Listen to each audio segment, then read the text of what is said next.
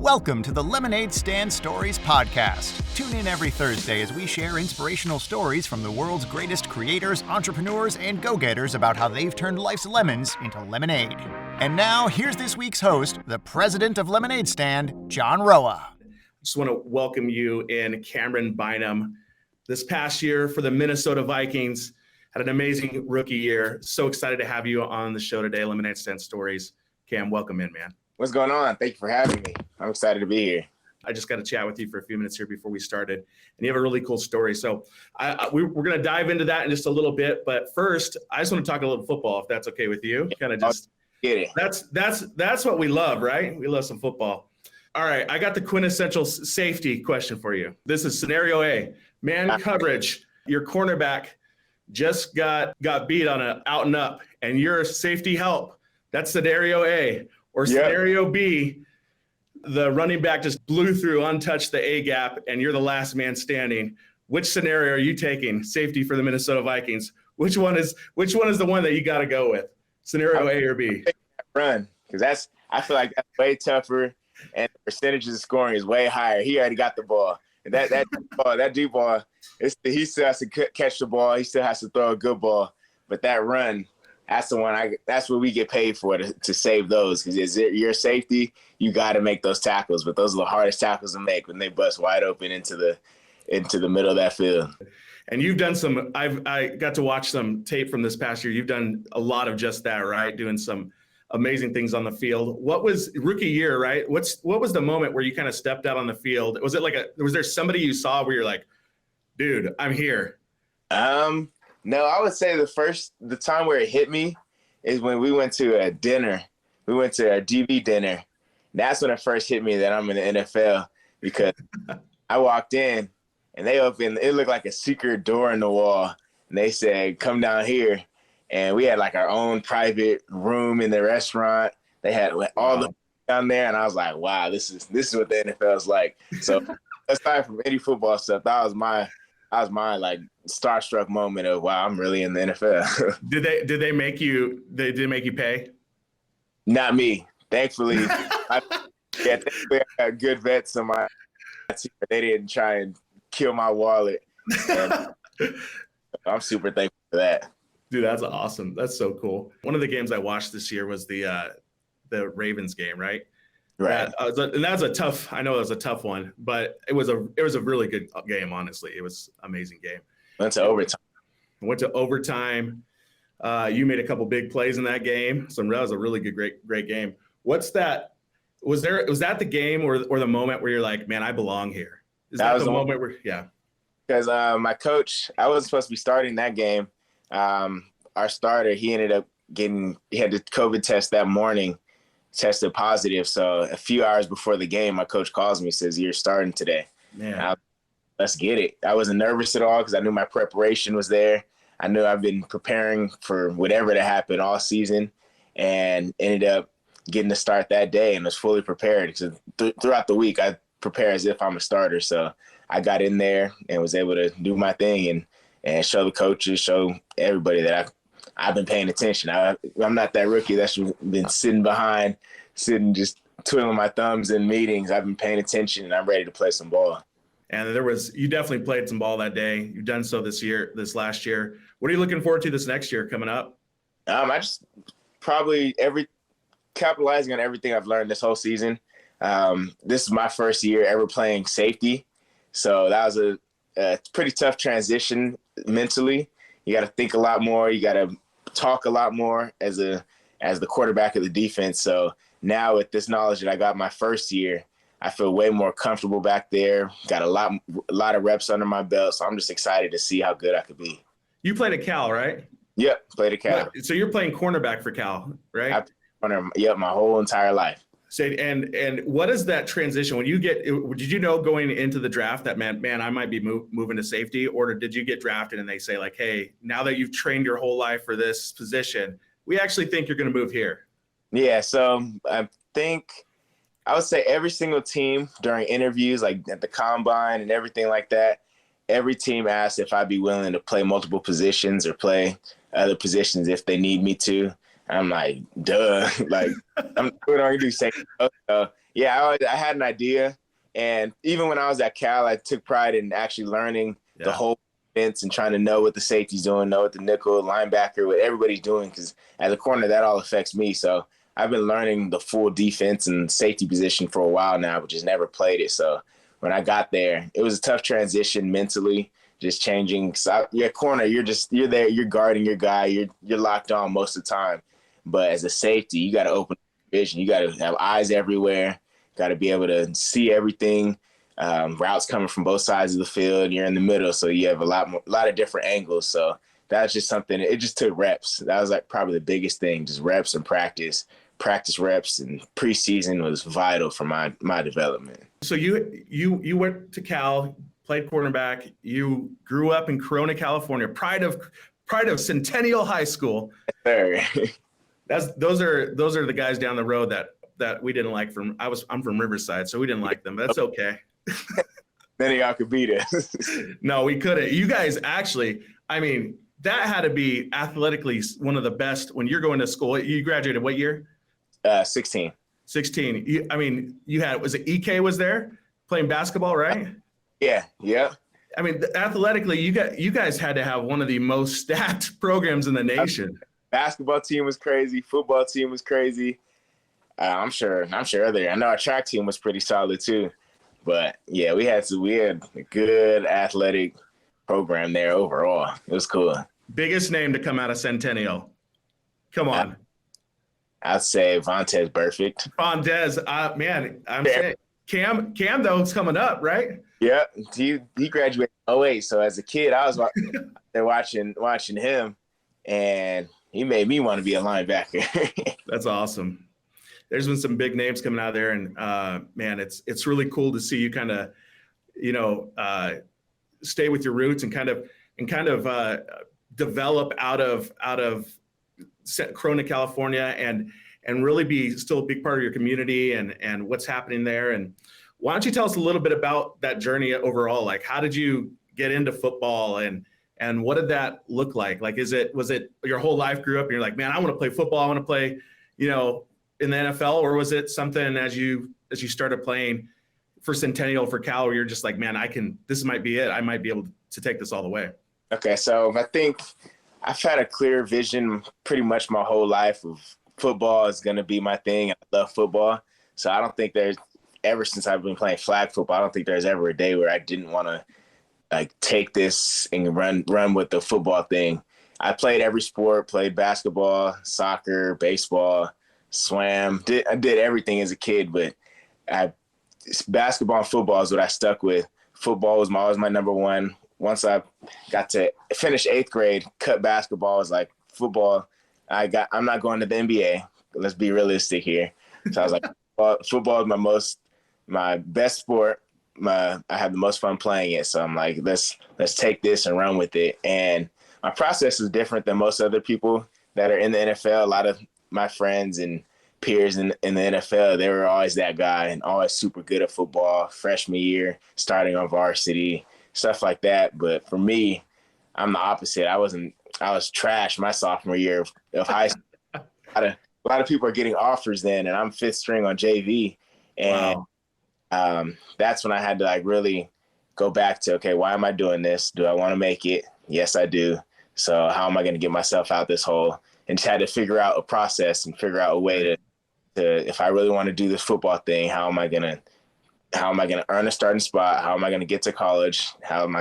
So just going from that to that, had to figure out every single way to do it. So I found a coach that poured everything into me.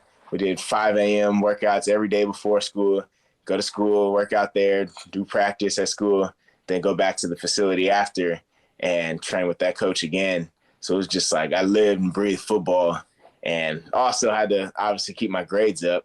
So ended up having a really good GPA, able to get to Cal after my junior season. Was it going from sophomore year, 5th string on JV, started my first game of junior season and ran with it then, ended up getting some offers. What was that moment though? Like where you're saying like, yeah, I gotta go all in on this. Like what was the trigger? Was there a coach? Was there a moment? Was there that you had internally? What triggered you like, I gotta step this up. I gotta create this plan, or, I got to do whatever it takes to get to that level of and take those next steps? I would say the coach I found, his name's Coach Brown. Before, I've always been a crazy worker, like just putting in a bunch of extra work, training since I was a kid with different coaches. But once I got with Coach Brown, I realized, okay, all the stuff I've been doing is more so busy work, doing the cookie cutter DB drills and just the back pedal run, catch a ball. And none of that really translates to the game. I'm not learning the small details of it. But when I found Coach Brown, I train with him to this day. I still think he's the best DB mind out there, period. And for him, he's a straight detail technique. Like we don't train with the football. We start literally from the ground up. Wow. Doing footwork, start your rhythm, doing like literally from like the tiniest details down to, okay, now you see it actually translating to the field. So once I found Coach Brown, that's when my career just started. That's when I just went on that uphill trajectory and was able to realize, okay, I got to be a technician because I'm not faster than everybody. I'm not stronger. I'm not bigger, taller, anything, but my technique can carry me somewhere. And that ended up carrying me to the league because I'm still not the athletic freak that some people are, but my technique can carry me somewhere. It's amazing. That's so cool. Is there a player that you've modeled kind of your game after, being that kind of technique guy? There's a lot of guys. I know back in his prime when I was growing up, during that time, Richard Sherman, he was one of the main guys I watched because he's also not the biggest, strongest, right. Huge, but not the fastest. And he was over there strapping up all the good receivers. He was the best in the game at the time. So just watching his technique and how they played as a secondary, because I know all Legion of Boom, their whole squad was crazy. So, and led by Richard Sherman, he was just a technician and just did everything right. So that's somebody I modeled my stuff after, like, heavily back then. Richard Sherman peak, it might be one of the best peaks of all time. I mean, that guy was fun to watch. Aside from him being good, he was fun to watch too. So he gave us both. So you get out of high school, you start getting offers, you get to Cal. What's that experience like? Is it all roses and rainbows, butterflies, or is it? Opposite. I hated college as far as it was tough. Get there, you're in school, 4.1 GPA in high school. Get to Cal. Oh, I want to be a doctor. Let's do pre-med. I want to be a doctor. Football doesn't work out. Boom. That's the worst decision I made in my life, trying to do that all at the same time. My freshman year of college, because you're going from 40 kids in one classroom in high school at max. Then you get to college, and all three of my classes were giant lecture halls with 500 students in it each. Don't even know your professor. And then it's like, how am I supposed to learn? So my learning curve when I got to college was real tough just because I wasn't really good at learning in those giant lecture halls. But I failed that first semester, got a 0.3 GPA. Whoa, wait, okay, hold on. Yeah, 1.3, not a 2.33. I didn't know that. 0.3. Did we get that? 0.33. Wow. 2 F's and a D, trying to do pre-med freshman semester. So yeah, I'm thinking it's all good. Okay, I'm not gonna fail these classes. I'm struggling, but boom, 2 F's and a D. So that was a reality check. Like, okay, what am I gonna do? How am I gonna get out of this hole? I'm on probation. Coach is tripping on me. Like, what are you doing? Yeah, and I'm guessing at this point they're thinking, like, is he going to be able to play, right? Well, our funny thing is our coaching staff got fired from my freshman year, the people that recruited me. Wow. So second semester, we got a new staff in. They get in obviously thinking I'm one of those kids that just a party. Like, I was just struggling. I was in party. I was doing it. Struggled trying to do doing all these type of crazy classes. So I'm like, they come in thinking I'm like one of those guys, you know what I'm talking about?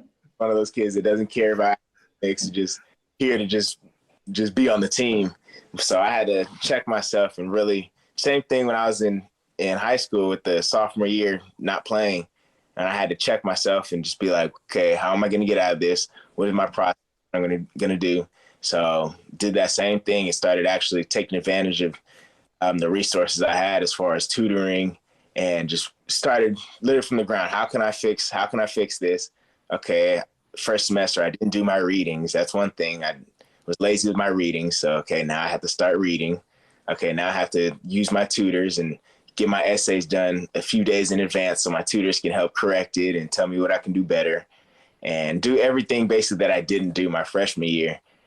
Finished that second semester, still wasn't off of probation. So I had to write a letter to the dean to basically beg them not to kick me out. And so they said, okay, you need to get 2 A's, 2 A minuses in your summer school classes. So, and my summer school classes were death. I'm talking, it was some like Native American studies class. It wasn't tough, but it was a lot of writing. Then I took a calculus class, right? And that was tough. So I ended up getting a B+ in the first class. So I'm like, oh, I'm about to get kicked out. And they said, all right, you can average it out. If you get an A, not an A-, you need an A. So 95% or higher in this calculus class. So I ended up just grinding, met with my teacher literally every single day, did office hours 5 days a week after class, and ended up getting an A in that calculus class. And that's the last of me messing up in school. And that's when I was really able to just focus on football, because me trying to stay afloat in school affected me on the field, obviously, because I'm not able to put in as much work. So once I got out of that hole, that's when I was able to, after my redshirt year, start that next year and started every single game in my career. It's amazing. Was there like a driving factor? Like, what did you have, help from people around you? And you're talking about your tutors, kind of, was it just like, I'm going to put my head down and do this? Or did you have to, lean on some people and coaches and teammates around you to get to that point where you're like, I can do this? I had to lean on everybody. And I'm not going to say I'm antisocial, but I'm not a talker like that. And I like doing stuff on my own. I like being alone. But so I had to go out of my comfort zone and literally start asking for help. Okay, yeah, guys, I need a math tutor.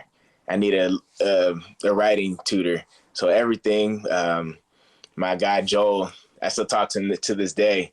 He was my like academic advisor as far as like helping me with all my work, doing all that, and he ended up getting promoted. He's a head academic guy with the football team now. So it's just cool seeing we were both at the bottom. He was just my tutor back then, and now he's bossed up and he's the head academic guy there now. And now I'm in the NFL, but we both started from the bottom, and he helped me at the most out of everybody get out of that hole. He was forcing me to come 2 hours a day to either just do homework in his office and do all that stuff.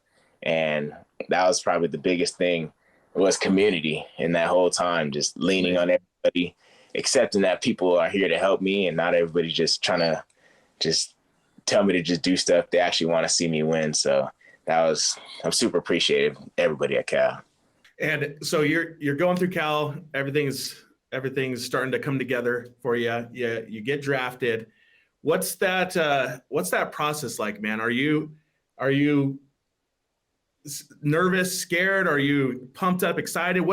How are you feeling during this whole process getting into the NFL? So the process is super busy. Obviously, the biggest thing you're worried about is running your 40-yard dash.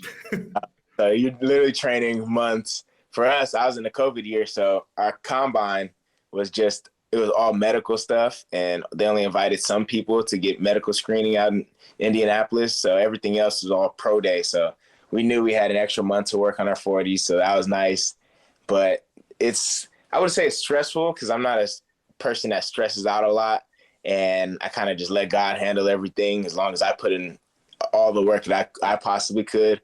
So I don't think I stressed at all, but it's a stressful process as far as like how busy it is and how many flights you have to take, whether you're going to all-star games, going to get medical screening, 1,000 interviews a day with each team on Zoom. So you have to have a little setup in your house, make it look all nice, and have a little button-up shirt to be on Zoom. Just trying to do everything right for those months, and just knowing that every single thing could affect you in a positive way or negative way. Something you really have to be aware of and be on point with. So just the preparation and everything that goes into that one day pro day, you got to run your 40-yard dash.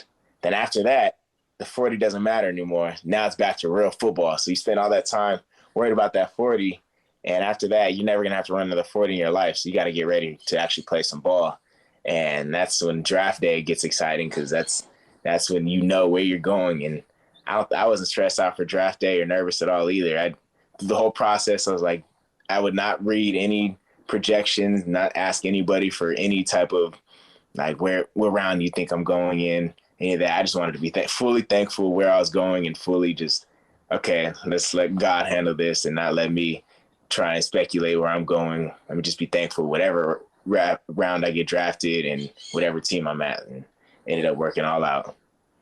And that actually, something you mentioned here is something that I thought was actually really cool when I learned about you. And Jocelyn was mentioning to me is that your faith is a big impact in your life, and that it translated into giving. And so I want to talk about that for a little bit. How has faith impacted your life? Like, what does your faith mean to you, and how do you apply that to this journey that you've been on?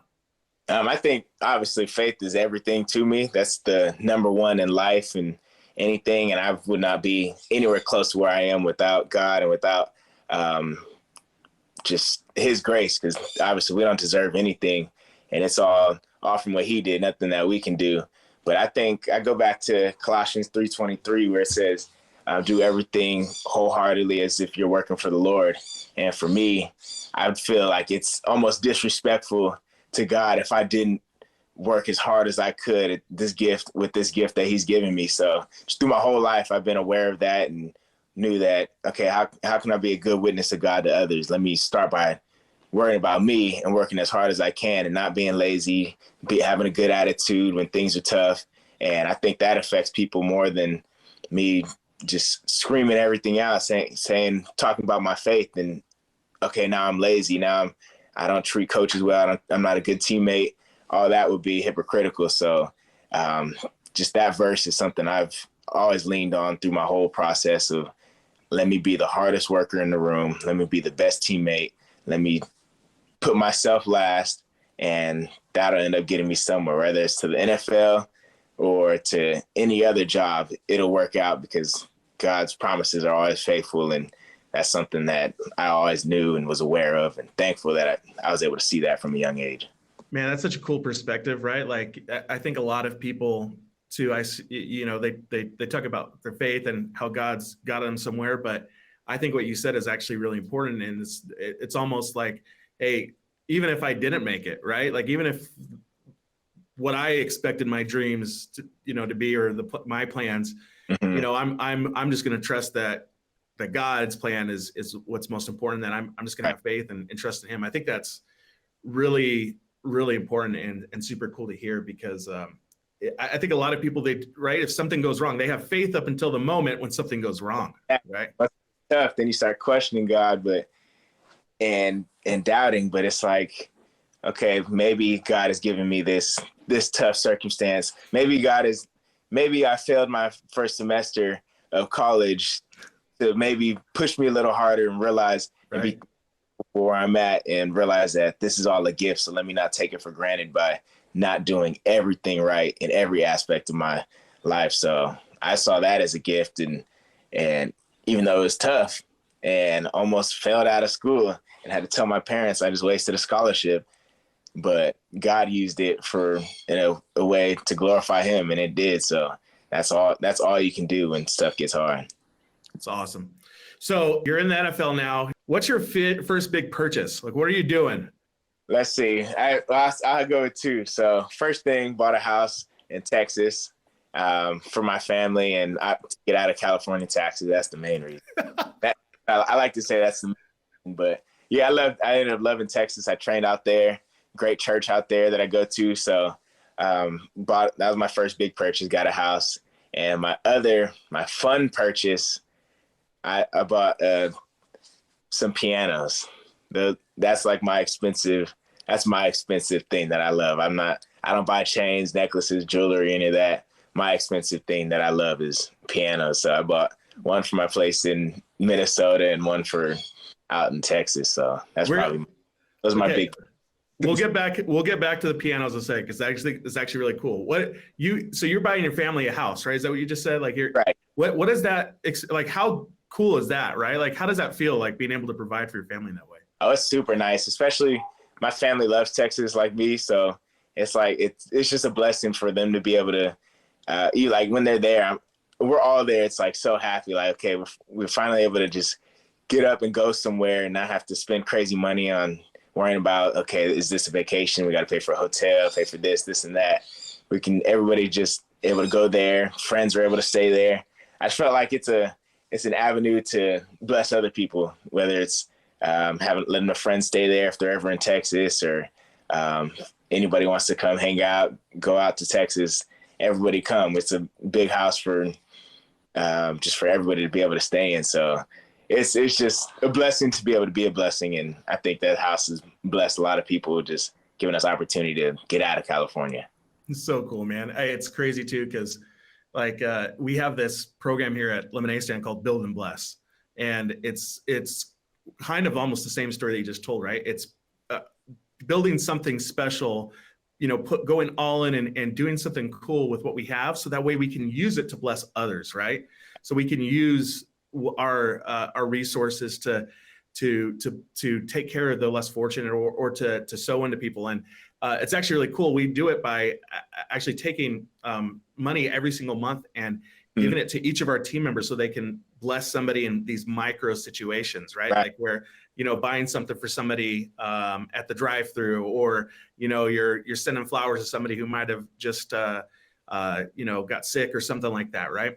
And I actually heard of a really cool Build and Bless story that you did unknowingly, that it was Build and Bless, but it was the same type of moment where there was a kid that you met, or a young man that you met, that was talking about he wanted to play the saxophone, right? Yeah, I've been doing my research, bro. I'm like, how'd you figure this out? Hey, like the NFL scouts that know everything.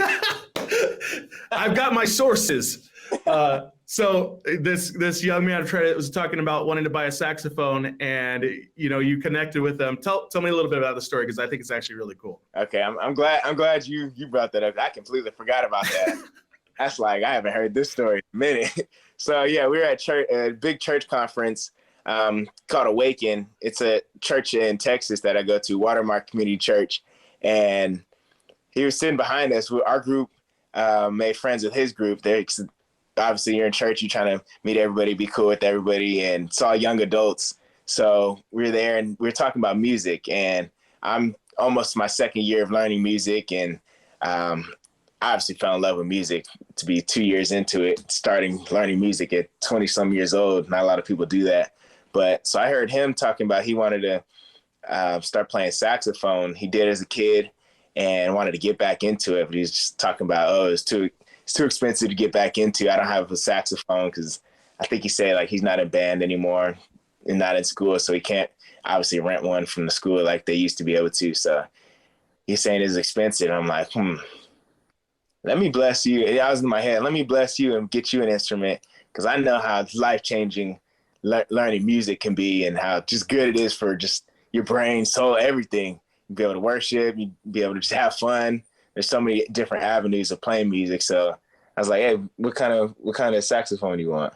And he was like, what? I was like, I'm gonna send you money right now. You get the saxophone. You send me a picture once you get it, and you start practicing, and I'm gonna practice on the piano and on the bass like I've been doing. And one day we're gonna play together. So ended up, he was able to send him some money to be able to buy his saxophone. A few weeks later, he got it. And it was such a blessing to me to see him and be able to chase his dreams of music just like I'm doing. And I'm like, just because how much music affected my life, I was like, I need to see this in his life. And he was super cool. And he showed me a saxophone, got a nice Yamaha one. And yeah, so he said he's been grinding on it.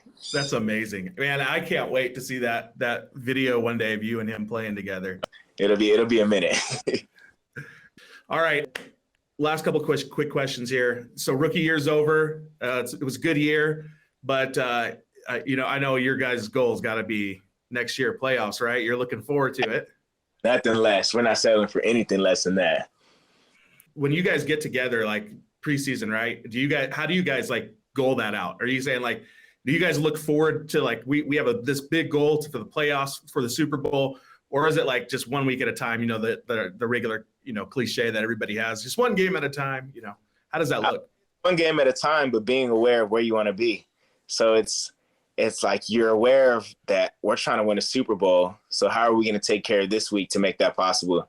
So, and that's how I think everybody should live their life overall is what's my end goal and where do I want to be and how can I work towards it now? So for us on the field, that's doing the extra work, that's communicating on and off the field and holding each other accountable and being accountable, knowing that, okay, it's off season, but I'm going to be a good teammate and I'm going to work out and I'm going to do my part so I can come back better for this team. And I think if everybody has that mentality every single day, even during this off season when we don't see each other, I think that will make the team better.